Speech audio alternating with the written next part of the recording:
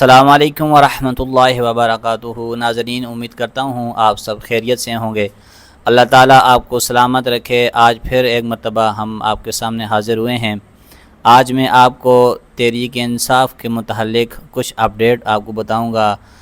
جو سہیل افریدی صاحب ان کے متعلق کہ وہ خان صاحب سے ملاقات کرنے کے لیے اسلام آباد اڈیالہ جیل نکل چکے ہیں، اس حوالے سے بھی ہم آپ کو اپڈیٹ دیں گے۔ اور اسی کے ساتھ ہم حافظ سعد حسین رضوی صاحب کی جو آج کیس سماعت تھی بازیابی کے حوالے سے، اس پر بھی ہم بات کریں گے۔ اس کی بھی آج ہم آپ کو اپڈیٹ دیں گے، کیونکہ 13 اگست آپ کی سماعت تھی کیس کی، اس حوالے سے بھی ہم آپ کو اپڈیٹ دیں گے۔ اور اسی کے ساتھ جو وزیر داخلہ ہے محسن نقوی صاحب اور وزیر خارجہ احسن اقبال صاحب جنہوں نے کل پریس کانفرنس کی اور اس کے اندر انہوں نے کچھ باتیں کی ہیں، اس حوالے سے بھی ہم آپ کو اپڈیٹ دیں گے۔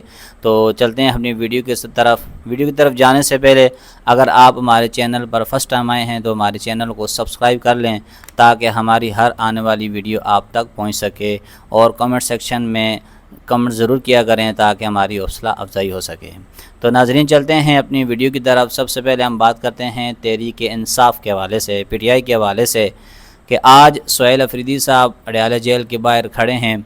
وہ ایئر وائی سے بھی اپنے انٹرویو کروا رہے ہیں اور جیو نیوز سے بھی، اور یہ آج انہوں نے عزم کیا ہے کہ ہم خان صاحب سے ملاقات کر کے ہی جائیں گے۔ اور یہ جو ان کی ملاقات ہے ان کی صحت کے حوالے سے، جو کئی دنوں سے یہ چل رہا ہے، یہ نیوز گردش کر رہی ہے کہ خان صاحب کی صحت بہت زیادہ خراب ہے، اور بعض نے تو یہ نیوز چلائی ہے کہ خان صاحب اب اس دنیا میں نہیں رہے ہیں۔ اس حوالے سے انہوں نے وہاں سے نکلے، ان کے ساتھ اور بھی 2-3 ساتھی ہیں اور کافی عوام ہیں ان کے ساتھ، اور پنڈی کی جتنی بھی پولیس ہے اور پنجاب پولیس ہے وہ سب اس وقت ڈی چوک کے سامنے کھڑی ہے، اور ان کو سہیل افریدی صاحب کو ملاقات نہیں کرنے دے رہے، اور نہ عدالت اس کی اجازت دے رہی ہے۔ لیکن سہیل افریدی صاحب نے آج 10 بجے کا ٹائم دیا ہے کہ اگر آپ نے خان صاحب کے ساتھ اگر ہماری ملاقات نہ کروائی تو اس کے بعد ہم اپنا لائحہ عمل دیں گے۔ یعنی آج کچھ بھی ہو سکتا ہے۔ رات 10 بجے کے بعد پی ٹی آئی کے حوالے سے سہیل جو وزیر اعلیٰ کے پی کے ہیں وہ کوئی بھی خبر دے سکتے ہیں۔ اس حوالے سے ہو سکتا ہے کہ آج ہی رات وہ لانگ مارچ کا کر دیں اعلان، یا دھرنے کا اعلان کر دیں پورے ملک میں، جیسے کہ انہوں نے پچھلے جلسے میں کہا تھا کہ 27 دسمبر کو انشاءاللہ ہم لانگ مارچ کریں گے اسلام آباد کی طرف سے۔ لیکن یہ جو دھرنا ہوگا یا جو یہ لوگوں کا ہجوم ہوگا تو یہ صرف خان صاحب کی ملاقات اور ان کی صحت کے متعلق ہوگا، کہ ہمیں حقیقت بتائی جائے خان صاحب کی اس وقت طبیعت کیسی ہے، کس حال میں ہیں وہ، تاکہ ہم ان کو دیکھ سکیں کہ وہ اس وقت کس حال میں ہیں۔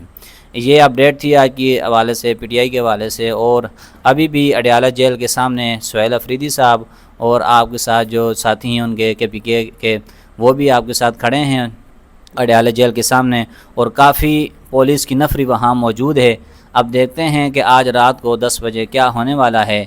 انشاءاللہ امید ہے کہ اچھی خبر آ جائے، سہیل افریدی صاحب کی ملاقات ہو جائے خان صاحب کے ساتھ، اور خان صاحب کے متعلق جو خبریں گردش کر رہی ہیں جی کہ خان صاحب اس دنیا میں اب نہیں رہیں یا ان کی صحت بہت زیادہ خراب ہے، اس حوالے سے بھی ہمیں معلومات مل جائیں گی آج رات کو۔ یہ تھی پی ٹی آئی کے حوالے سے اپڈیٹ۔ اب بات کرتے ہیں تحریک لبیک پاکستان کے امیر حافظ سعد حسین رضوی صاحب کی۔ جیسے کہ آپ کو پتہ تھا کہ ان کی کیس سماعت یہ تقریباً 7ویں سماعت تھی۔ اس سے پہلے جو 6ٹھی سماعت تھی 6 اگست کو، اس میں جو جج صاحب ہیں صادق محمود خرم صاحب، انہوں نے 56 تھانوں کو فریق بنایا تھا کہ ان کو شامل کیا۔ اس سے پہلے انہوں نے ایک سماعت میں ایس ایچ او کو بلایا تھا اور ان سے پیشکش کی معلومات کی تھی کہ سعد رضوی صاحب کیا آپ کے پاس ہیں، تو انہوں نے کہا جی کہ سعد رضوی صاحب تمہارے پاس نہیں ہیں۔ تو اس کے بعد انہوں نے 56 جو تھانے ہیں پنجاب کے اندر ان کو فریق بنایا اور ان سے رپورٹ طلب کی۔ تو جو ہمارے تحریکی وکلاء ہیں انہوں نے آج کی جو سماعت تھی 13 اگست کے، اس حوالے سے میں آپ کو اپڈیٹ دیتا ہوں کہ تحریکی وکلاء نے 6 اگست کو ہونے والی گزشتہ سماعت میں 56 تھانوں کو فریق بنانے کے بعد درخواست عدالت میں جمع کروا دی تھی، جسے قبول کر لیا گیا تھا۔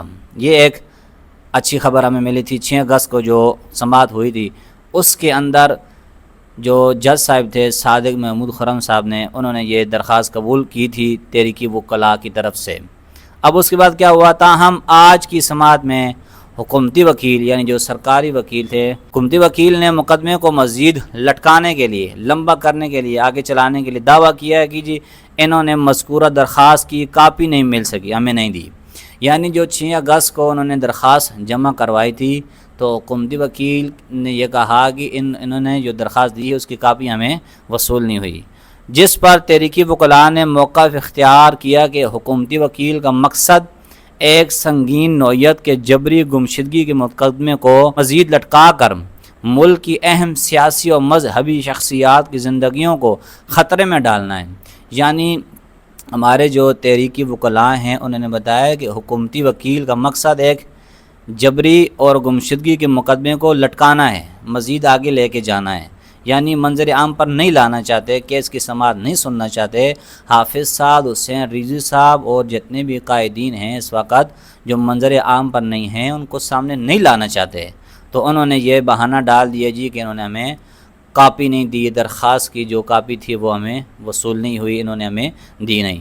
افسوسناک طور پر لاہور ہائی کورٹ کے جسٹس صادق محمود خرم نے حکومتی وکیل کے موقف کو تقویت دیتے ہوئے، یعنی جو جج تھا وہ بھی حکومتی وکیل کو تقویت دے رہا تھا کہ اس کی بات درست ہے، حالانکہ جج کو سارا معاملہ پتہ ہوتا ہے، لیکن اس کے باوجود میں صادق محمود خرم صاحب نے حکومتی وکیل کے موقف کو تقویت دیتے ہوئے سماعت 27 اگست تک ملتوی کر دی، یعنی 1 ہفتہ نہیں، 12 دن نہیں، 10 دن نہیں، بلکہ پورے 2 ہفتے یعنی 14 دن کے لیے لمبا کر دیا، سماعت کو آگے ڈال دیا، آگے کر دیا۔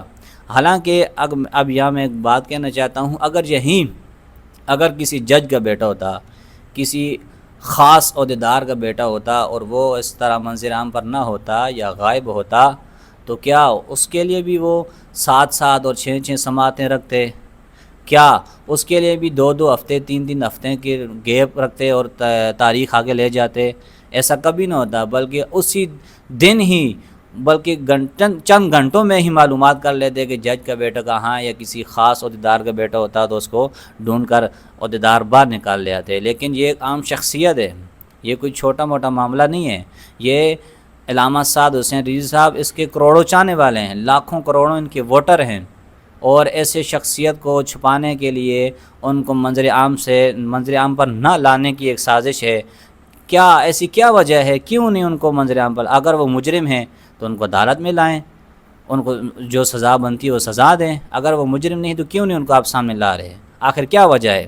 وجہ یہی ہے کہ وہ فلسطین کی آواز اٹھاتے ہیں، وہ ختم نبوت پر بات کرتے ہیں، وہ حق بیان کرتے ہیں، جس کی وجہ سے جتنے بھی لبرل ہیں اور اسلام کے دشمن ہیں ان سب کو تکلیف ہوتی ہے۔ تو یہ آج کی سماعت تھی۔ یوں عدلیہ اور حکومت کے بددیانیت گٹھ جوڑ نے دن دہاڑے نظام انصاف کا جنازہ نکالتے ہوئے ایک سنگین نوعیت کے مقدمے کو مزید 14 دن کے لیے التوا میں ڈال دیا۔ یعنی اگلی جو سماعت ہوگی وہ 27 اگست کی ہے۔ اب جج یہ بھی تو کہہ سکتے تھے کہ یار یہ تو درخواست 1 گھنٹے میں بھی وصول ہو سکتی، کاپی تھی نا، چلیں اگر آپ آج نہیں وصول کر سکتے تھے تو کل جو 14 اگست ہے، چلو کل تو چھٹی تھی تو آپ ہفتے والے دن رکھ لیتے ہیں، 15 اگست کو کر لیتے۔